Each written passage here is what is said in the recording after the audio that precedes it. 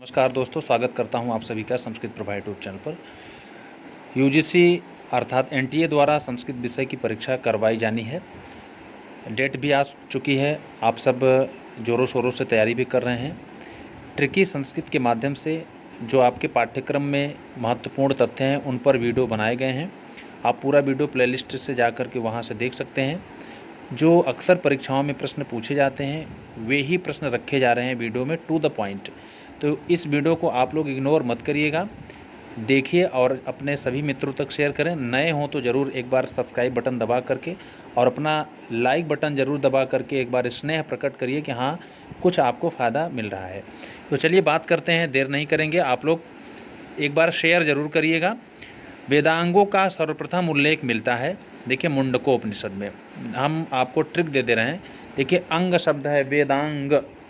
अंग में हमारा एक सिर है, सिर का मुंडन होता है। तो हम यहाँ से पकड़ लेंगे, ट्रिक पकड़ लेंगे, मुंडकोपनिषद। अगला है वेदांगों की संख्या कितनी है, यह आप तो सब लोग जानते ही हैं, 6 है। वेदांगों की संख्या कितनी है? 6 है। तो शिक्षा, कल्प, व्याकरण, निरुक्त, छंद, ज्योतिष। अब देखिए प्रश्न कहाँ से बनता है। प्रश्न यहाँ से बनता है मित्रों कि वेद रूपी पुरुष का शिक्षा क्या है।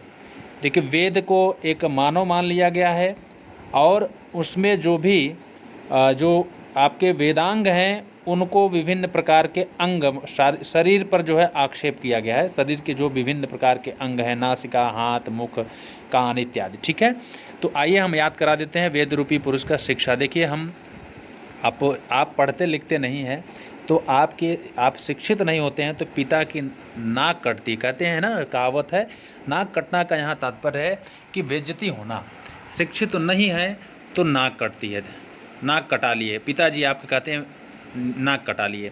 तो आपसे पूछा जाता है कि वेद रूपी पुरुष का जो शिक्षा है, शिक्षा जो एक वेदांग है उसको क्या कहा गया है। तो घ्राण मतलब नासिका या नाक।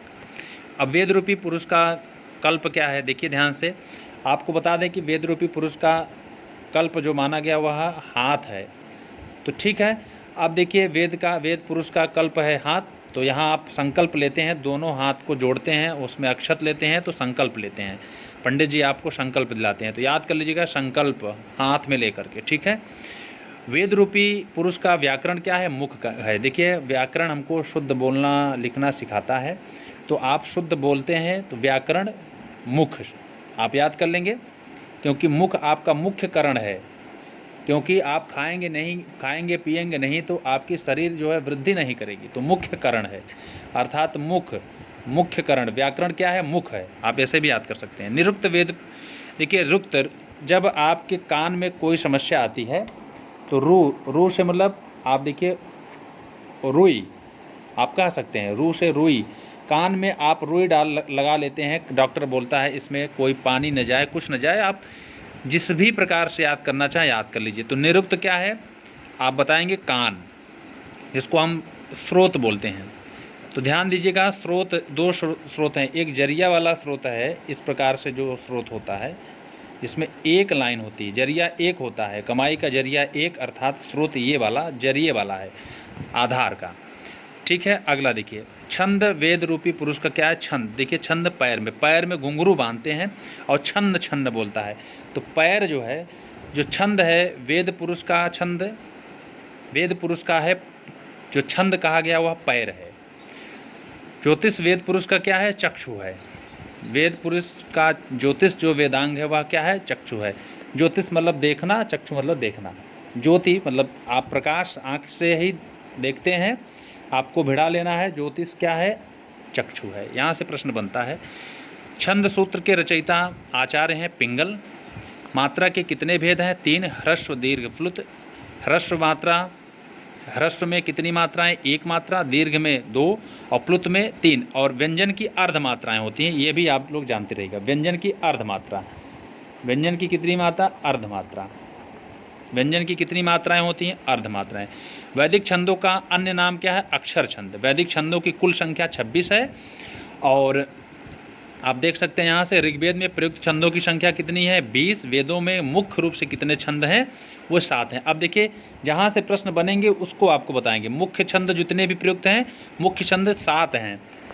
अब यहाँ से बनता है मित्रों आपको याद करना है, तो हम आपको बता दे रहे हैं, एक ट्रिक दे दे रहे हैं। यहाँ से प्रश्न अक्सर पूछा जाता है गायत्री में कितने वर्ण, उष्टिक में, अनुष्टुप में, बृहति में, अक्सर भ्रम होता है, तो आपको यहाँ से ट्रिक के माध्यम से देखना है। तो देखिए आपको बना लेना है गाऊ, यहाँ से आप जोड़ सकते हैं प्रत्येक अक्षर का गाऊ अब, ब्री नहीं करना है, गाऊँ अब, पंक्ति यहाँ पर त्रि ले लेंगे, पंक्ति, पंक्ति की जगती। तो एक एक अक्षर से गा से गायत्री, उ से उष्णिक, आ से अनुष्टुप, ब्र से बृहति, प से पंक्ति और त्रि से त्रिष्टुप और ज से जगती हो जाएगा। तो आपको यहाँ पर लिख के बता दे रहे हैं, लिख दे रहे हैं यहाँ से, एक बार अपना नोट कर लीजिएगा। गाऊ अब, पंक्ति की जगती, ये आपके वाक्य है, इसको वाक्य को नोट कर लीजिए। गा से गायत्री, उ से उष्णिक, आ से अनुष्टुप, ब्र से बृहति, प से पंक्ति, ती से त्रिष्टुप। ध्यान नहीं देना है, पंक्ति में ही ती है, ती से हम लेंगे त्रिष्टुप। क्रम यही होगा, क्रम याद करिएगा। और की से कुछ नहीं, ज से जगती। अब याद करिए 24 में 4 4 जोड़े, गायत्री में 24, सब में 4 4 जोड़ते जाइए मित्रों। 24 में 4 जोड़ेंगे तो गायत्री में 24 वर्ण, और उष्णिक में 24 4 28, अनुष्टुप में 32 और बृहति में 4 4 जोड़िएगा। 32 में 4 जोड़ेंगे 36, अर्थात बृहति में 36 वर्ण, और प से पंक्ति, पंक्ति में 40, और ती से त्रिष्टुप, 40 में 4 जोड़ेंगे तो 44, और जगती में 44 में 4 जोड़ेंगे तो 48। इस प्रकार से आप देख सकते हैं गायत्री में 24 वर्ण, उष्णिक में 28 वर्ण, अनुष्टुप में 32 वर्ण, बृहति में 36 वर्ण, पंक्ति में 40 वर्ण, त्रिष्टुप में 44 वर्ण, जगती में 48 वर्ण। तो ये आपके लिए बहुत ही महत्वपूर्ण ट्रिक है। छंद में एक अक्षर कम होने पर निश्चित कहलाता है, अर्थात किसी छंद में अगर एक अक्षर की कमी होती है तो उसको क्या कहते हैं, निर्चित कहते हैं, और एक अक्षर ज़्यादा होता है तो भूरिक कहलाता है। तो मित्रों आप सबको यह वीडियो अच्छा लगा होगा, कम समय में अच्छी जानकारी दी गई है। एक बार अपना स्नेह जरूर प्रकट करिएगा लाइक बटन दबा करके।